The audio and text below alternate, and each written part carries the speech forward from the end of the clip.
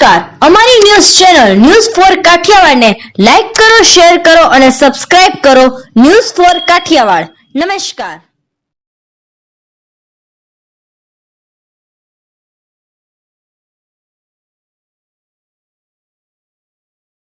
જૂનાગઢમાં સતત ત્રીજી વખત રાજેશ ચુડાસમાના નામ પર લોકોએ મહોર મારી.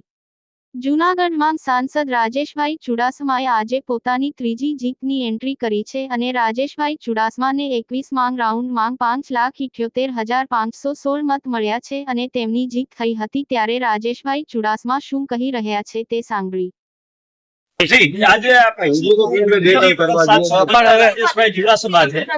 જી રાજેશભાઈ, સાંસદ બનો છો, શું કહેશું?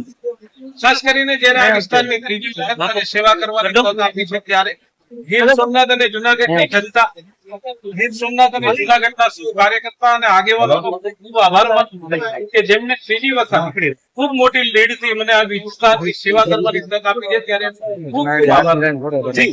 આપણે જે 10 વર્ષ પછી જે કામ બાકી છે એના વિશે શું કહેશો? ખાસ કરીને આવનારા સમયમાં ગીર સોમનાથ અને જુનાગઢના વિકાસના પ્રશ્નો જે બાકી છે, આવનારા સમયમાં હજુ પણ ઘણું બધું કરવાનું બાકી છે. ત્યારે આ વિસ્તારની કનેક્ટિવિટીની વાત હોય, આ વિસ્તારના પ્રવાસન ક્ષેત્રની વાત હોય, આ વિસ્તારના વિસ્તારોના વિકાસની વાત હોય, તમામ પ્રકારની કનેક્ટિવિટી તમામને પ્રાયોરિટી આપીને આ વિસ્તારમાં વધારેમાં વધારે વિકાસ કેમ થાય એવો અમારો પ્રયાસ.